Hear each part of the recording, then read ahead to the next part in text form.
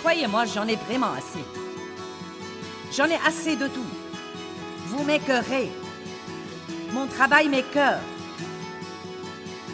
J'en ai vraiment marre de tout. J'en ai marre. J'en ai marre.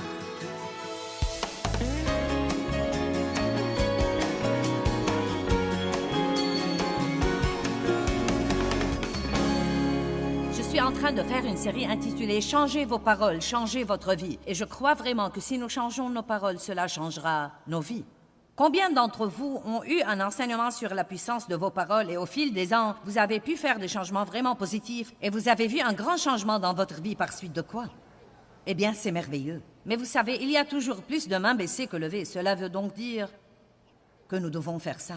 Qui est content d'écouter ce message de nouveau, bien qu'il l'ait déjà écouté? Moi, je le suis. Proverbe 21-23 dit « Qui garde sa bouche et sa langue se protège des angoisses. » Je crois que les mauvaises paroles apportent la destruction dans nos vies. J'ai intitulé ce message « Votre bouche est-elle sauvée ?» J'ai écrit une fois une série entière intitulée « Votre bouche est-elle sauvée ?» car Dieu m'a dit que bien que je sois sauvé, je n'avais pas l'air d'être sauvé. Les gens ne peuvent pas voir nos cœurs, ils voient ce que nous faisons. Ils entendent ce que nous disons. Il est très important que nous soyons de bons représentants de Dieu, car c'est la chose pour laquelle nous avons été oints et mis à part. Quand l'onction de Dieu survient sur nous, elle survient sur nous pour nous consacrer et nous mettre à part pour un but spécial. Et cela veut dire que nous n'avons pas le privilège, et ce n'est pas vraiment un privilège, mais nous croyons parfois qu'il devrait l'être, de vivre comme tous les autres. Combien de nos problèmes sont le résultat de nos paroles? Est-ce que vous écoutez vraiment ce que vous dites ou vous écoutez ce que disent les autres? Car j'ai écrit sur ce sujet et je l'ai étudié très attentivement pendant les 2 dernières années. En fait, j'ai prêté beaucoup d'attention aux choses que les gens disent. Une des choses que les gens me disent tout le temps: « Joyce, je t'aime à mourir. » Eh bien, j'aimerais mieux que vous m'aimiez en vie.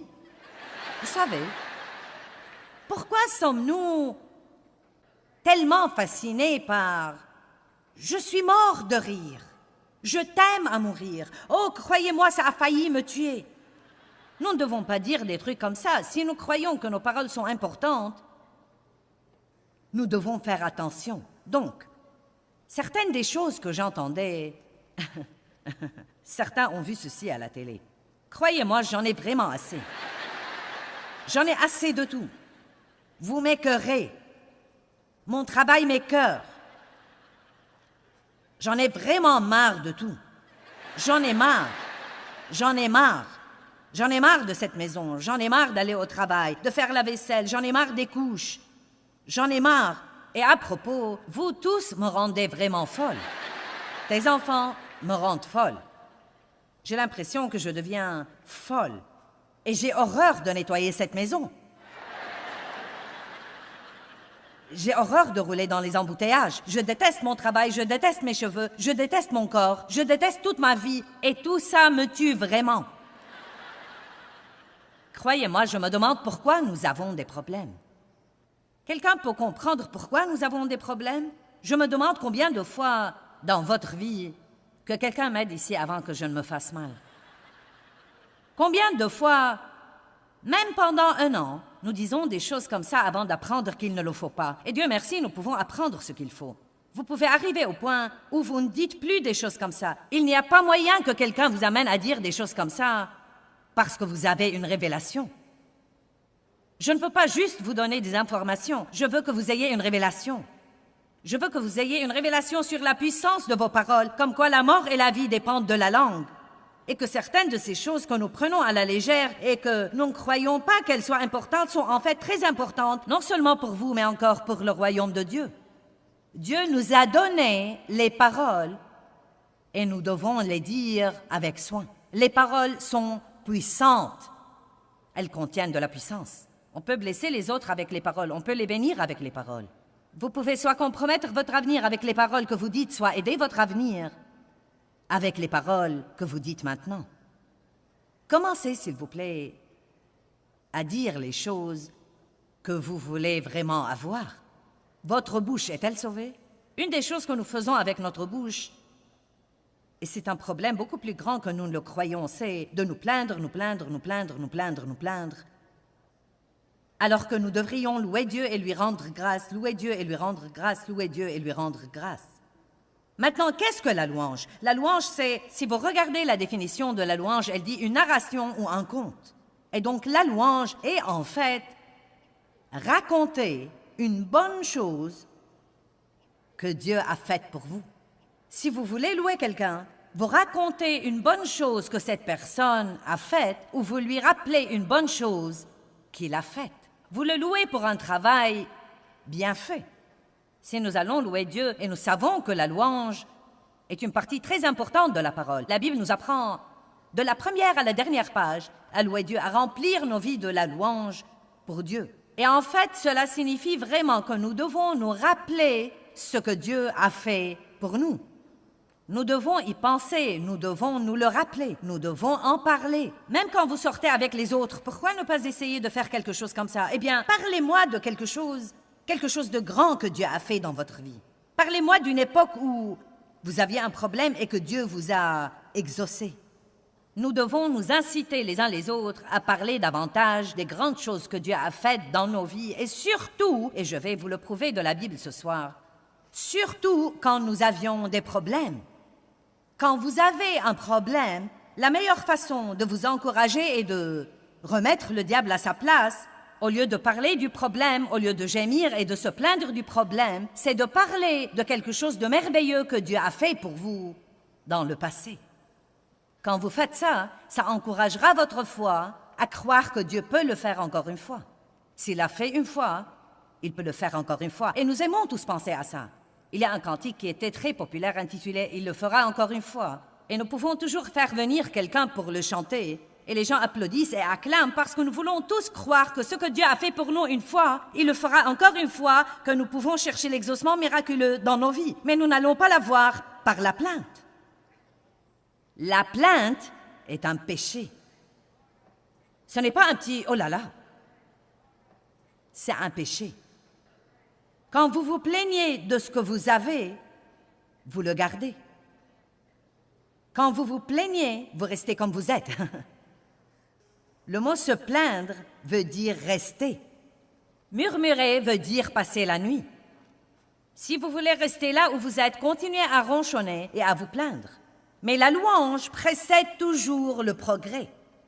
Vous m'avez entendu? Si vous vous plaignez, vous allez rester comme vous êtes. Mais si vous voulez le progrès, vous devez louer.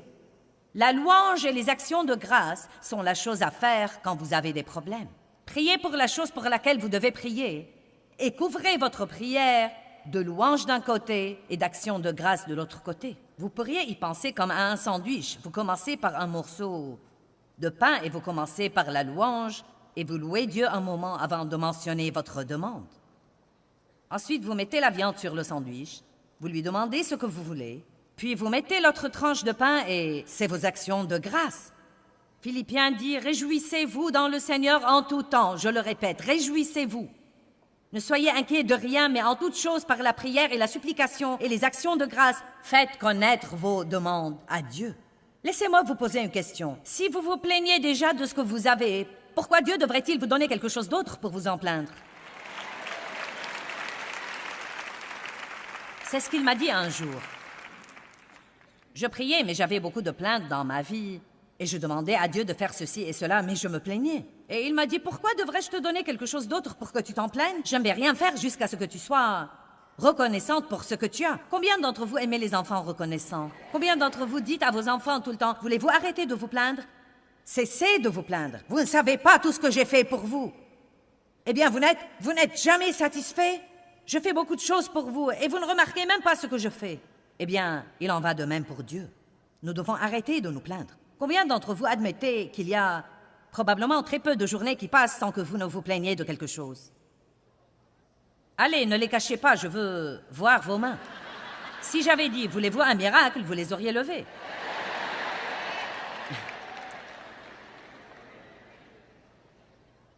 Je me rappelle l'époque Il y a très, très, très longtemps où nous avons commencé à faire des conférences. Et nous avons eu des conférences, des réunions dans toutes sortes de salles imaginables, beaucoup d'entre elles pas très agréables. Et quand nous avons d'abord commencé, nous étions dans la salle de danse d'un hôtel et ce n'était vraiment pas agréable.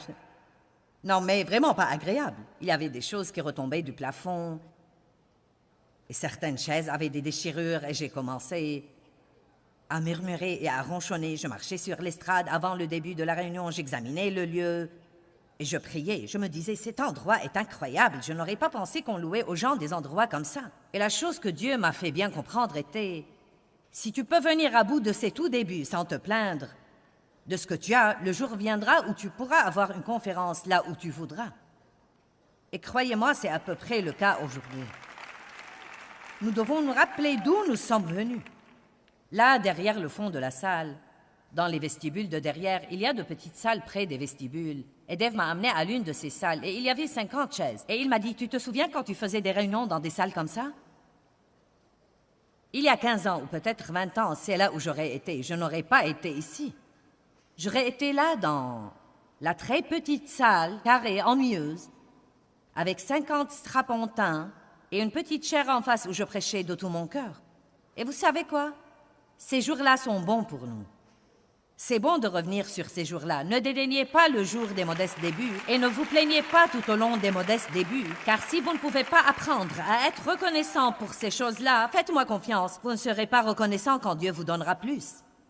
Car traverser les périodes difficiles et rester reconnaissant édifie votre caractère. Il développe en vous le caractère pieux dont vous avez besoin pour rester stable quand Dieu vous donnera plus de responsabilités. Le fait de se plaindre est un péché et il ouvre beaucoup de portes à l'ennemi. Et je veux vous encourager. Vous ne croyez peut-être pas que vous vous plaignez tant que ça.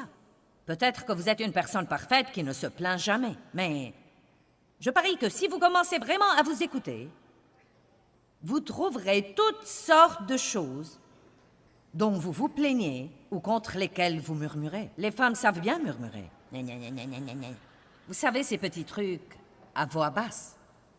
Vous avez demandé vos enfants, arrêtez de vous en plaindre. Vous avez voulu un mari, arrêtez de vous en plaindre. Allez les mecs, vous avez voulu une femme, arrêtez de vous en plaindre. Vous avez voulu une maison, ne vous plaignez pas de devoir la nettoyer. Vous avez voulu cette voiture, ne vous plaignez pas quand vous devez faire les paiements.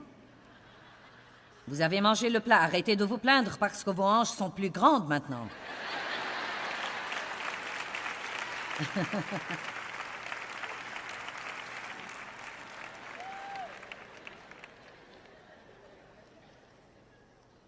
Nous devrions avoir le but d'être la personne la plus reconnaissante sur Terre.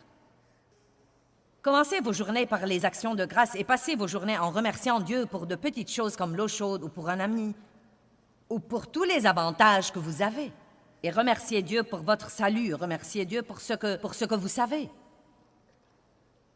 Remerciez Dieu et continuez à le remercier. Les actions de grâce sont une position de puissance. Philippiens 2, 14. Faites toutes choses sans murmure, ni critique, ni plainte. Combien de choses? Toutes choses. Cela veut dire aller au travail, dans les embouteillages. Cela veut dire faire la vaisselle, nettoyer votre maison, payer vos factures. Faites toutes choses et faites-les pour la gloire de Dieu. Faites-les comme un exercice pour la gloire de Dieu. Dieu, je veux venir à bout de chaque journée de ma vie sans me plaindre parce que tu es bon pour moi, que sincèrement et honnêtement, je n'ai pas de quoi me plaindre. Je n'ai pas de raison pour me plaindre avec ta grande miséricorde. Sans murmure, ni critique, ni plainte contre Dieu. C'est intéressant et vous allez voir dans d'autres passages que quand le peuple se plaignait, même s'il se plaignait contre une autre personne, Dieu se sentait personnellement visé. Vous savez pourquoi? Parce que d'un côté de notre bouche, nous disons « Oh, je crois Dieu contrôle le tout. Je crois que Dieu dirige ma vie et qu'il contrôle tout dans ma vie. » Et ensuite, dans la plupart des situations, nous finissons par nous en plaindre, bien que nous disions que nous croyons que Dieu contrôle tout. Donc nous devons juste dire, tu sais Dieu, ça ne me plaît pas beaucoup, mais je crois que tu vas le travailler pour mon bien. Je crois que tu as une raison et un but, et je vais te remercier dans cette situation, parce que je crois que tu es un bon Dieu qui peut faire travailler les mauvais trucs pour mon bien. Combien d'entre vous croient que c'est mieux que de murmurer tout le temps? Mais faites attention maintenant, finissons de lire ce verset car il est vraiment beau. Écoutez, afin d'être sans reproche et sans malice, innocent et pur, enfant de Dieu, sans tache, irréprochable, au milieu d'une génération dévoyée et corrompue spirituellement, pervertie et perverse, parmi laquelle vous apparaissez comme des sources de lumière, des étoiles ou des phares brillant clairement dans un monde obscur. Maintenant, c'est vraiment un défi très pratique. La parole de Dieu dit, « Vous êtes mon peuple, et je veux que vous parliez différemment des gens du monde. Je veux que vous ayez une attitude différente. Je veux vous entendre dire des choses différentes de tous les autres. Le monde est très obscur. Et donc, commencez simplement par ne pas ronchonner ou critiquer ou se plaindre, et au lieu de cela, allez dans ce monde obscur et devenez une lumière brillante. Devenez la lumière brillante qui me loue et me glorifie pendant que tous les autres murmurent et se plaignent. Combien d'entre vous croient que vous pouvez faire ça pour Dieu? Donnons-lui toute la louange possible et imaginable. Maintenant, rappelez-vous ce que j'ai enseigné ce matin. Amen.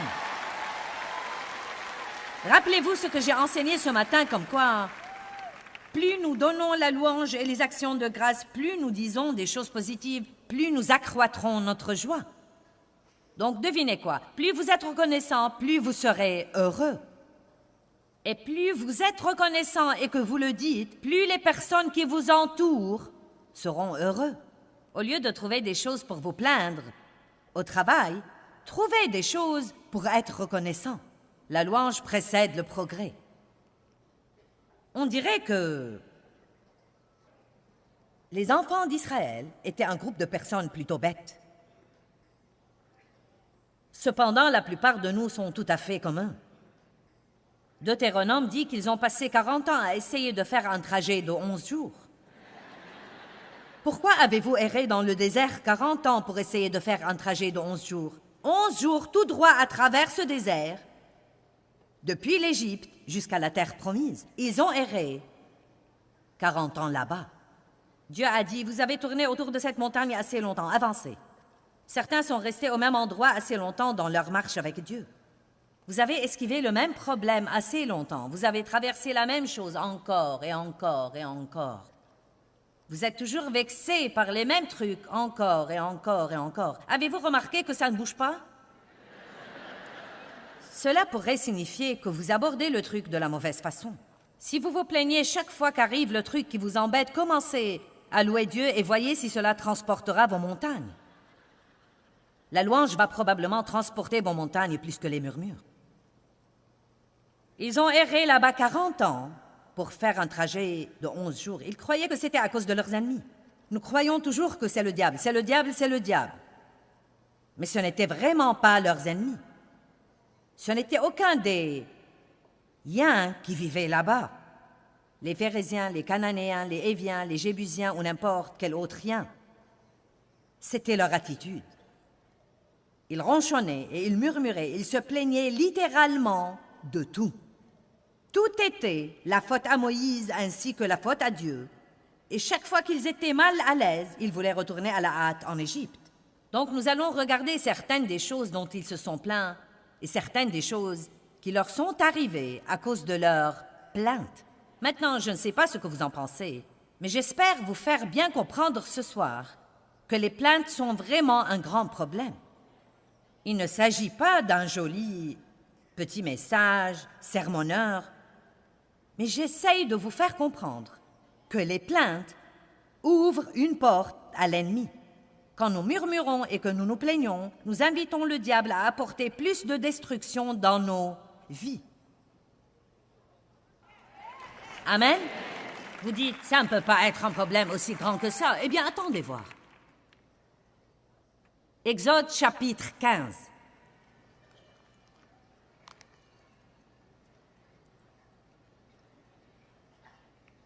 Quelqu'un a dit, « Eh bien, je ne me plains pas, j'explique. » Eh bien, je reconnais qu'il y a des moments où vous devez parler d'une situation pénible ou que vous devez expliquer quelque chose. Mais nous savons dans nos cœurs quand nous arrêtons d'expliquer et quand nous commençons à nous plaindre. N'est-ce pas? C'est comme j'ai dit ce matin, parlez de votre problème quand il le faut, mais ne le répétez pas encore et encore et encore. C'est à ce moment-là que cela devient une plainte. Et surtout cet esprit critique qui s'introduit dans le corps de Christ. N'avez-vous pas horreur de cet esprit?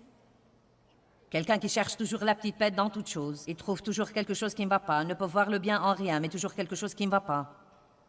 Je n'aime pas cet esprit et je ne crois pas que Dieu l'aime. J'avais moi-même cet esprit, mais plus jamais. Exode chapitre 15, verset 24. Le peuple murmura contre Moïse en disant « Que boirons-nous » Chapitre 16, verset 2. Et toute l'assemblée des fils d'Israël murmura contre Moïse et contre Aaron dans le désert. Verset 3. Et ils leur dirent « Ah, si nous étions morts de la main du Seigneur au pays d'Égypte, quand nous étions assis près du chaudron de viande, quand nous mangions du pain à satiété. Car vous nous avez fait sortir dans ce désert pour faire mourir de faim toute cette assemblée. Donc, ils n'ont pas d'eau. Ils n'ont pas l'occasion de manger ce qu'ils veulent. Maintenant, ils ont oublié que Dieu avait fendu la mer Rouge, que quand ils sont sortis d'Égypte, Dieu a fait toutes sortes de miracles, qu'ils ont été cachés à Goshen pendant que Dieu a porté toutes sortes de plaies destructives sur le reste de l'Égypte, que quand ils sont sortis avec tout l'argent et l'or des Égyptiens et qui se dirigeaient vers la terre promise. Ils ont oublié toutes les choses que Dieu avait faites et ensuite, chaque fois qu'ils avaient un problème, ils murmuraient et ils ronchonnaient. Ce qu'ils auraient dû faire, c'est s'arrêter et se rappeler. Eh bien, Dieu, nous avons soif, mais nous nous rappelons que tu as fendu la mer Rouge, donc nous savons que tu as un plan et que tu vas nous exaucer ici. Eh bien, Dieu, nous avons faim, mais nous nous rappelons ce que tu as fait en Égypte, et donc nous allons nous rappeler ce que tu as fait et te louer et te rendre grâce pour l'exaucement qui va venir. Laissez-moi vous dire quelque chose. Nous verrons Dieu faire tant de choses dans nos vies si nous faisons ça, plutôt que d'agir comme le reste du monde. Écoutez, si vous avez un travail, vous ne devez jamais ronchonner contre votre travail parce qu'il y a quelqu'un d'autre qui le prendrait volontiers de vos mains. Je vais répéter. Si vous avez n'importe quel genre de travail,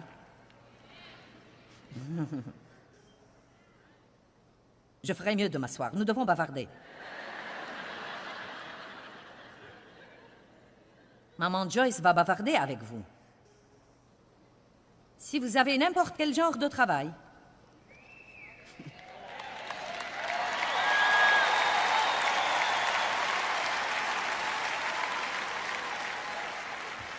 et je sens la conviction qui vient, vous devez rendre grâce à Dieu pour ce travail, parce qu'il y a quelqu'un d'autre qui le prendrait de vos mains et qui se réjouirait de l'avoir, malgré toutes les circonstances dont vous vous plaignez. Peut-être que vous n'aimez pas vos heures de travail. Peut-être que votre patron n'est pas parfait ou qu'on ne vous paye pas ce que vous valez ou les avantages ne sont pas parfaits. Mais vous savez quoi? Si vous avez un lit pour dormir, un toit au-dessus de votre tête, des vêtements à vous mettre,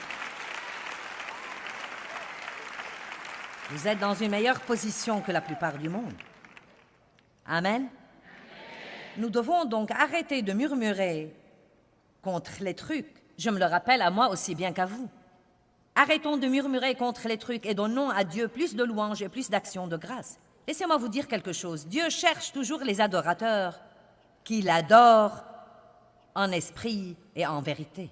Il ne cherche pas quelqu'un qui vient à l'église et adore, puis retourne au monde et parle comme tous les autres. Il veut des adorateurs qui adorent.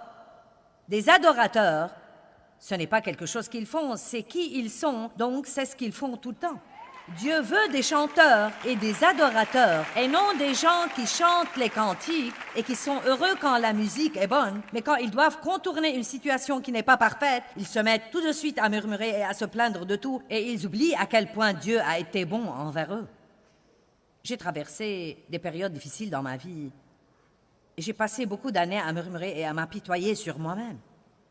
Mais vous savez quoi? Dieu a rétabli tout dans ma vie et m'a rendu plusieurs fois plus tout ce que le diable m'avait pris. Et Dieu veut faire exactement la même chose pour vous. Mais Dieu n'a rien fait dans ma vie avant que je n'ai arrêté de bougeonner contre tout et arrêté de m'apitoyer sur mon sort et arrêté de blâmer et d'avoir une mauvaise attitude. Maintenant, j'aurais pu aller au ciel. Je ne vais pas au ciel parce que j'ai une bonne attitude. J'ai le salut parce que je crois en Jésus-Christ et je croyais vraiment en Christ, mais je n'avais pas la joie, je n'avais pas la paix, je n'avais pas la victoire et je n'aidais sûrement personne d'autre. Et j'étais malheureuse. Et un chrétien malheureux est une contradiction. Il n'y a aucune raison pour qu'un chrétien soit malheureux. Nous devrions être les gens les plus heureux sur la terre. Amen. Être un pécheur malheureux est une chose. Être un saint malheureux est complètement malséant. Et un des moyens dont nous pouvons nous rendre heureux, plus heureux, c'est de changer notre façon de parler.